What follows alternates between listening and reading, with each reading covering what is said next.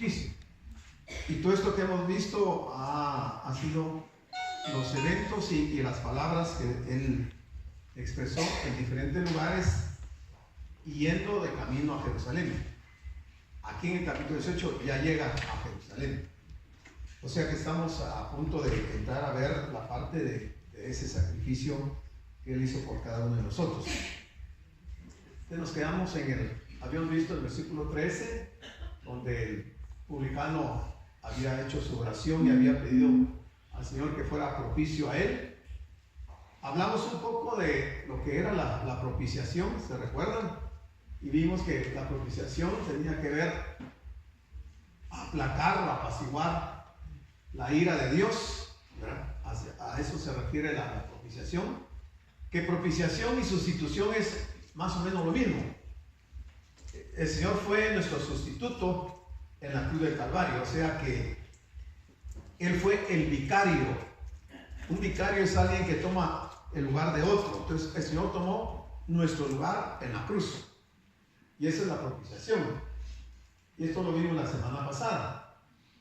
Y vimos que este publicano lo que está haciendo en su oración es pidiéndole al Señor que tenga misericordia de él, porque él consideraba su vida pecaminosa, y realmente él tenía una vida pecaminosa, puesto que él era judío y había negado su religión y había traicionado a su nación. Pero él lo reconoce y se presenta en oración pidiendo al Señor que sea propicio a él. En el siguiente versículo vamos a encontrar la respuesta que el Señor da a la oración. Y el Señor dice, porque Él es el que cuenta la parábola del rico, del fariseo y el publicano, le dice: os digo que este descendió a su casa justificado antes que el otro, o sea, antes que el fariseo. Porque cualquiera que se enaltece será humillado, y el que se humilla será enaltecido. Pero hay algo importante aquí en esto que el Señor está diciendo, y que yo lo pongo ahí en rojo y en amarillo para resaltar, porque aquí había puesto la propiciación, que el Señor la menciona, pero aquí hablamos de la justificación, que son dos doctrinas bien importantes dentro del cristianismo. Y dice que si tú eres un hijo de Dios, también habrás tenido que venir a ese lugar ahí en la cruz, donde Jesús murió por mis pecados y los tuyos.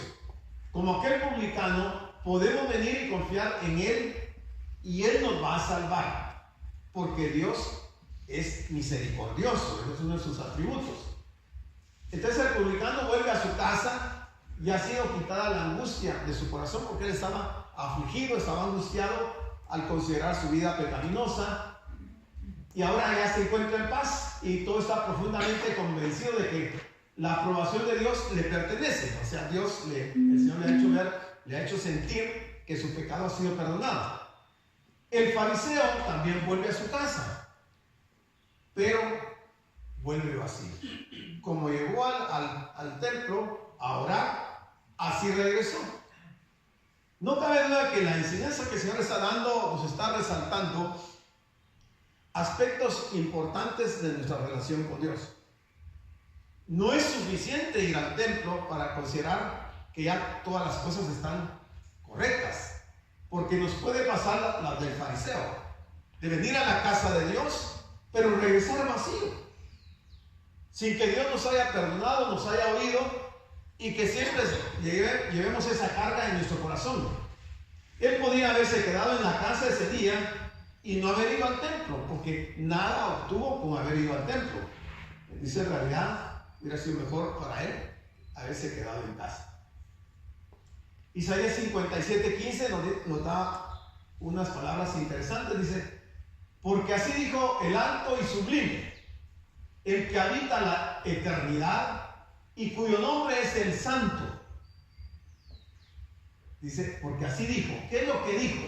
Esto: yo habito en la altura y la santidad. Yo habito en la altura y la santidad, y con el quebrantado y humilde de espíritu, para hacer vivir el espíritu de los humildes y para vivificar el corazón de los quebrantados. Muy parecido a lo que decía el doctor en la mañana, de nuestra relación con Dios, de cómo el Señor nos mira, cómo nosotros nos vemos, cómo nosotros nos podemos examinar y saber si encajamos dentro de estos conceptos que el Señor nos muestra en su palabra. No dice Lucas si el Señor se detuvo en alguna casa o en algún lugar, pero suceden estas cosas que nos va a mencionar aquí en el versículo 15, que dice que traían a él, al Señor, a los niños para que los tocase. Lo cual, viendo los discípulos, les reprendieron.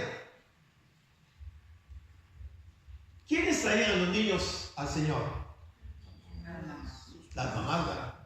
Normalmente las madres son las que cargan a los niños y los llevan y los traen. Entonces quiere decir que aquí hay un grupo de madres que se enteran que el Señor está en este lugar, que no se sabe cuál es. Gracias. Y el objetivo de estas madres era que el Señor tocara a los niños. Pero había una costumbre en Israel que cuando las madres iban con sus niños y veían al sacerdote, se acercaban al sacerdote para que el sacerdote pusiera sus manos sobre los niños y los bendijera. Entonces estas madres, este grupo de mujeres, traen a propósito a sus niños para que el Señor los toque, pero esto causa disgusto en los discípulos y reprendieron a las mujeres. Y el Señor está observando lo que está ocurriendo.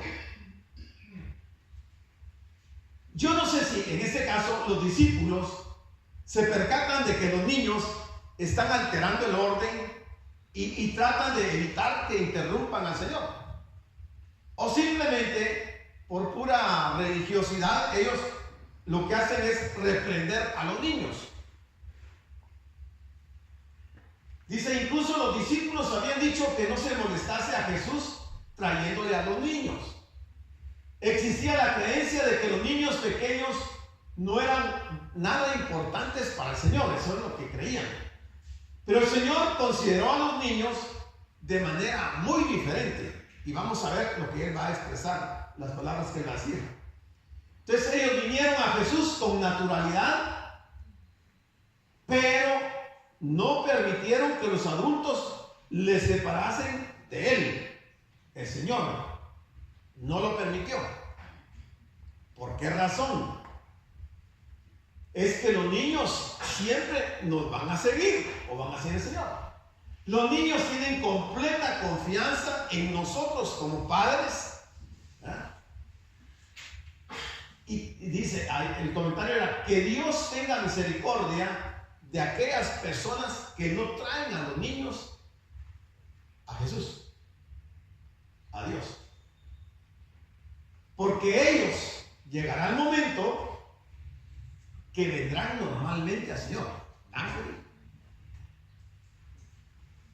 Y entonces Jesús expresa estas palabras y dice, mas Jesús llamándolos, dijo, llamó a los discípulos y le dijo, dejad a los niños venir a mí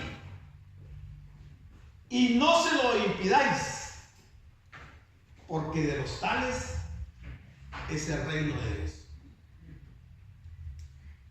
Pregunto, ¿es Jesús mentiroso? Cuando Él dice que de los niños es el reino de Dios, ¿está mintiendo Jesús? ¿Está diciendo algo que no es cierto?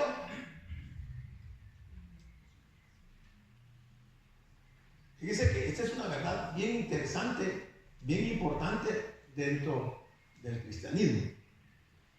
Si analizamos lo siguiente, ¿son salvos los niños? ¿Necesitan los niños confesar el nombre de Cristo y creer en Él para ser salvos? Sí. Hasta cierta edad. niñito de 1 año, ¿puede confesar el nombre de Jesús? Y entonces miente Jesús cuando dice que de los niños es el reino de Dios.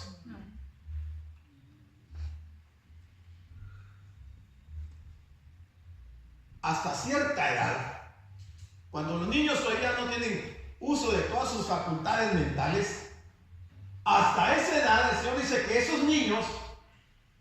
esos niños es el reino de Dios. O sea, está diciendo que son salvos. ¿Tiene pecado un niño de 1 año?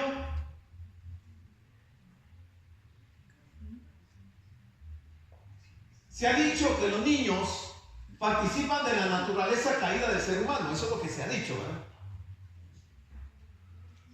Pero si aún no han alcanzado la edad de la responsabilidad, solo tomarán la decisión que les sea sugerida, y esa es la actitud natural de un pequeño. Por supuesto, el niño crecerá y desarrollará una voluntad propia. Pero mientras no llegue a esa situación, el niño, de acuerdo con esta escritura, estas palabras del Señor, es salvo.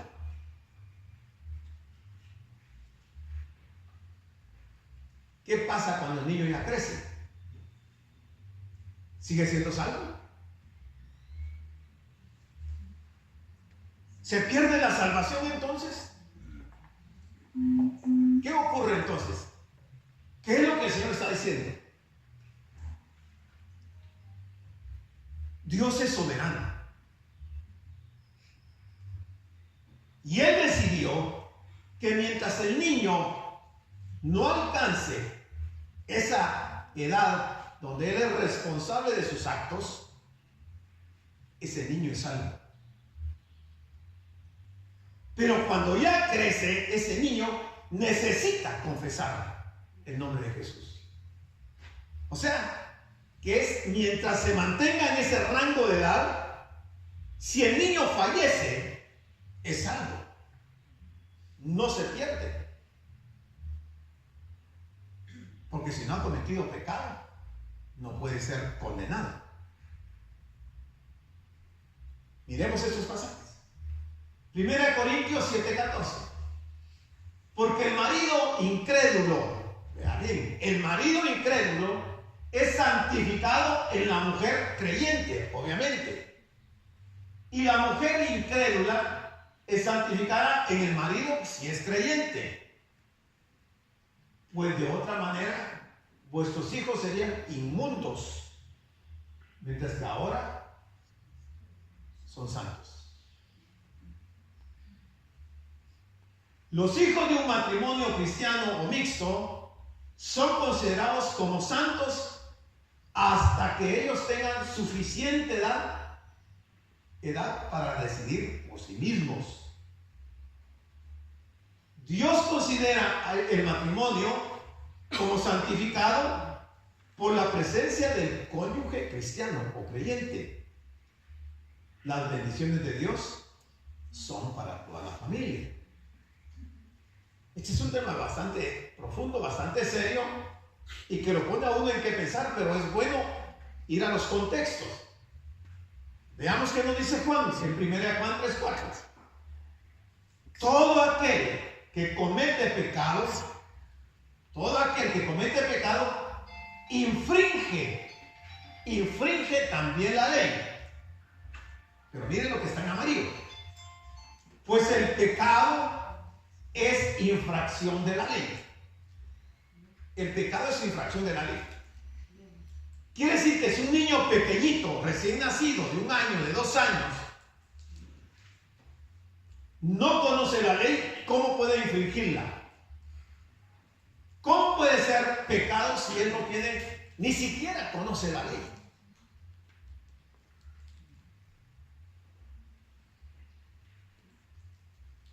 Veamos qué nos dice Ezequiel. Ezequiel 18:19 dice: y si dijeres, ¿por qué el hijo no llevará el pecado de su padre?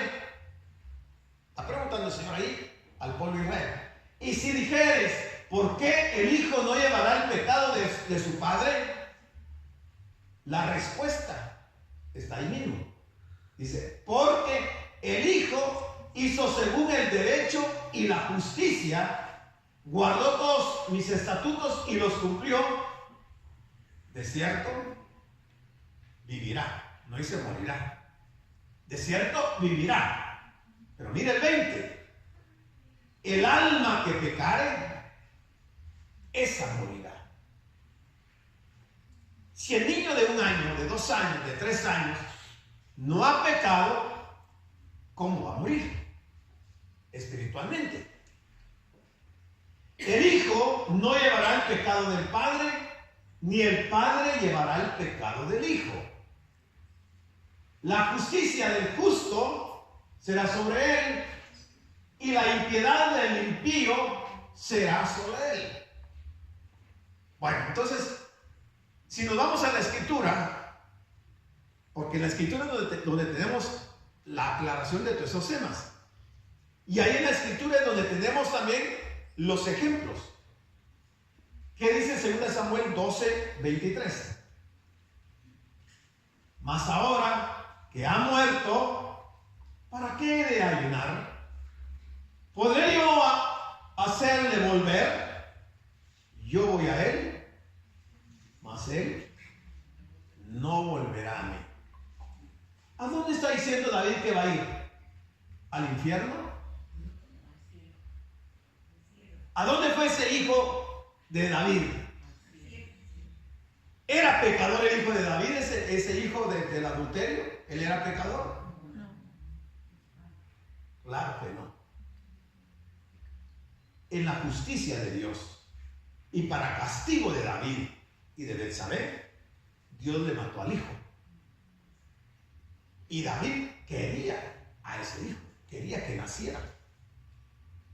Se puso en ayuno, se puso a orar, se tiró en tierra, enterró la cara en la tierra, le clamó a Dios, le pidió, le suplicó, oró que no se lo mataran y Dios se lo mató. Pero entonces David dice, yo voy a él, porque él nunca más volverá a mí. David sabía, la escritura nos hace ver ahí, que ese niño que murió, se fue al cielo. ¿Alguien cree que David está en el infierno el día de hoy? ¿Para qué no? Bueno. Entonces cuando el Señor dice, dejad que los niños se acerquen a mí, porque de los tales es el reino de Dios, nos está abriendo una gran verdad para que nosotros sepamos que en aquellos casos cuando un hijo nuestro ha fallecido en una edad tierna, ese niño no se pierde. Yo me podría preguntar, ¿el Señor está hablando aquí de los niños creyentes, de padres creyentes o de padres no creyentes o de ambos? ¿A qué niños se está refiriendo él? De ambos. Él no está diciendo aquí, no está diciendo que si solo son judíos o si solo son gentiles. Él generaliza el caso de niños. Dejad a los niños y no especifica quiénes. Quiere decir que todos los niños, de ellos es el reino de Dios, mientras se mantengan en esa condición de niños. Desde el 17 dice, de cierto os digo que el que no recibe el reino de Dios como un niño, no entrará en él.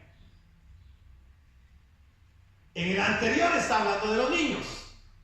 Aquí está hablando de los adultos, de los padres.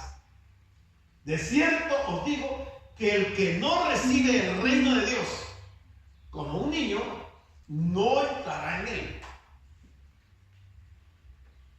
¿Cómo recibe un niño el reino de Dios? ¿Lo cuestiona? ¿No lo cree? Usted le ofrece algo al niño y el niño lo cree. Él no tiene todavía la maldad en su corazón, no está pensando mal de las cosas. Él todo lo que se le diga lo está creyendo. Entonces el adulto, si no recibe el reino de Dios como un niño, no entrará en él. Dice, un hombre principal le preguntó, diciendo, pareciera que el Señor se cambia de tema, pero no, el tema se mantiene. Él está dando esta enseñanza y ahora viene un hombre principal y le dice, maestro bueno, ¿qué haré para heredar el reino de Dios? Porque la vida eterna es el reino de Dios. La pregunta es bien importante. ¿Qué haré? ¿Qué debo de hacer para heredar la vida eterna? Hoy, en este tiempo, ¿se puede obtener la vida eterna haciendo algo? Nada. Absolutamente nada.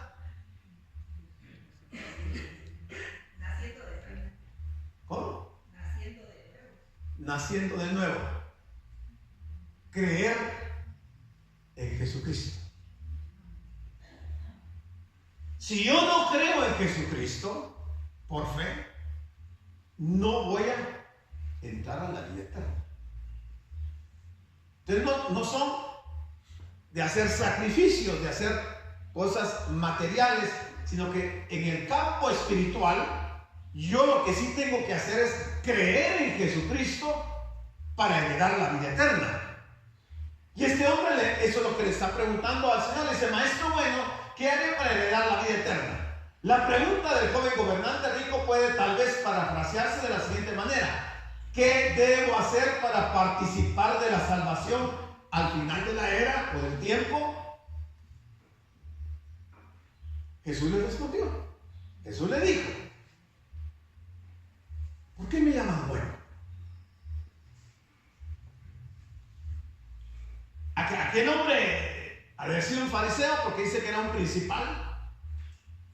Cuando el Señor le hace esta pregunta, ¿por qué me llamas bueno?, se había quedado un poco pensativo, preocupado, no sabía qué responder, y de hecho no le responde.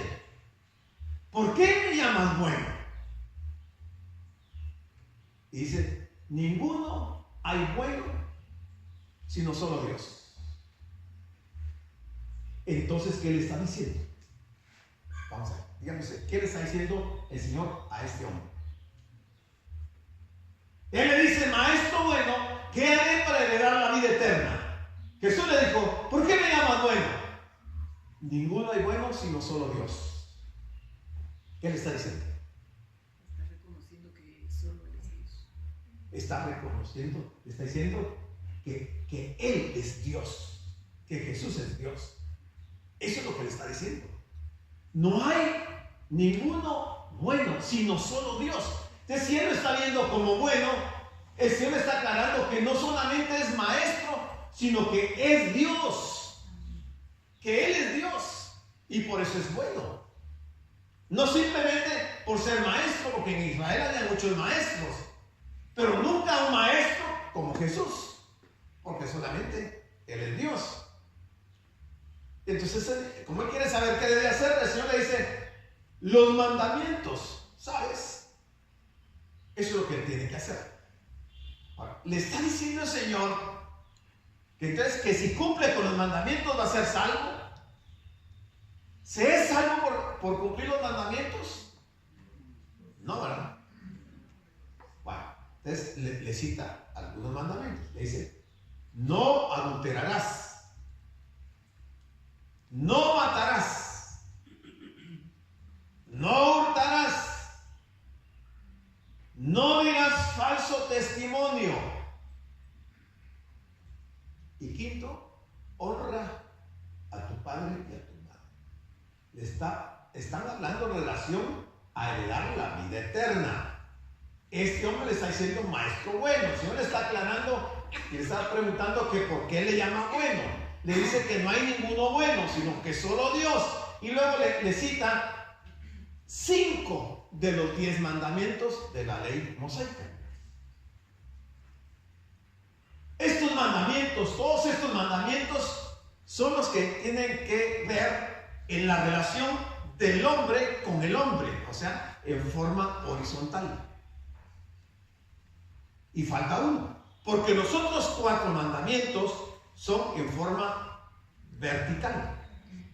Son la responsabilidad que el hombre tiene en su relación con Dios. Y el Señor solo está citando 5 de 6 que son la relación entre los hombres. Los mandamientos que no le menciona el Señor es: no tendrás dioses ajenos delante de mí. No te harás imagen ni ninguna semejanza de lo que esté arriba en el cielo, ni abajo en la tierra, ni en las aguas debajo de la tierra. No tomarás el nombre de Jehová tu Dios en vano. Acuérdate del día de reposo para santificarlo. Recordemos que en ese momento el Señor está bajo la ley. Este corresponde al otro grupo. No codiciar, corresponden a los mandamientos en relación horizontal. Pero no se lo menciona el Señor. ¿Por qué no le menciona esos? ¿Eran más importantes los otros 5 que estos? El Señor está examinando a aquel hombre, lo está viendo, y quizás ese hombre sí había cumplido con estos mandamientos. No era un adúltero, no había matado a nadie, no hurtaba, no daba falso testimonio, honraba a su padre y a su madre. Pero donde no pasó la prueba fue en estos. Sin embargo, el Señor no lo va a despreciar, sino que el Señor lo va a confrontar y le va a decir lo siguiente. Jesús le citó la segunda sección de los 10 mandamientos, que trata sobre la relación entre los seres humanos. La primera sección, o sea, esta última que vimos, tiene que ver con la relación entre el ser humano y Dios. El joven podía cumplir con la segunda sección, pero no con la primera. Él necesitaba una relación con Dios que evidentemente no tenía. ¿Por qué? El gran problema de este hombre era porque sus riquezas se interponían entre su relación con Dios y él. Miren el poder de las riquezas. Cómo el poder de las riquezas puede llevar a una persona que, sin importar con que esté cumpliendo otros mandamientos, finalmente no entrará en el reino de Dios, se perderá. El significado es: esta es la forma en la que Jesús describe la conversión. Presenta la fe como la dependencia absoluta, sencilla y confiada de aquellos que posean o no recursos propios. Confían solamente en la gracia y la misericordia de Dios para su salvación. Están confiando solamente en la gracia y la misericordia. Como los niños no tienen ningún logro o realización en los cuales estar confiados, el niño no tiene riquezas. Él simplemente cree. De acuerdo con la enseñanza de Jesús, la entrada en el reino de Dios o la posesión de la vida eterna es un don gratuito de Dios. Esto no se puede conseguir por medio del esfuerzo humano, definitivamente. Hasta aquí el hombre había estado preocupado, porque sabe que el Señor está mencionando aspectos muy interesantes. Para él la riqueza lo había aislado totalmente de Dios y trataba de mantener una relación simplemente de religiosidad con el Señor. Entonces dice, él le dijo: todo esto lo he guardado desde mi juventud. Los 5 mandamientos primeros que le mencionó el Señor. Todo esto lo he guardado desde mi juventud. Quiere decir que era una persona adulta. Pero si el joven gobernante rico está convencido que ha guardado toda la ley, ¿por qué está perturbado entonces? ¿Por qué su conciencia lo está acusando de que él no puede entrar al reino de Dios? Porque por eso es que ha llegado con el Señor, para preguntarle cómo puede hacer para heredar el reino de Dios. ¿Por qué entonces esta falta de paz de corazón y en su mente que le hizo precipitarse hacia Jesús con una pregunta nacida de su ansiedad? Estaba ansioso por saber. Este joven necesitaba aprender a rendirse completamente a la misericordia de Dios y aceptar de Él como un don gratuito aquello que no se puede ganar. Jesús le iba a mostrar el camino, pero lo está confrontando, lo está llevando a examinarse, a ver la realidad de la vida, a separar lo material de lo espiritual y poder comprender qué es lo que Dios está pidiendo de Él y de nosotros. Cuando Jesús oyó esto, le dijo: te falta una cosa, aún te falta una cosa. Me diría, pero se ha cumplido con todas y solo le falta una cosa. No puede heredar el reino de Dios.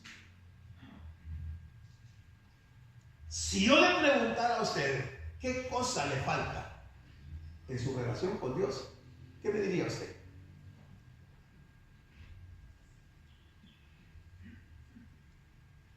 Pongámonos en el lugar de este fariseo.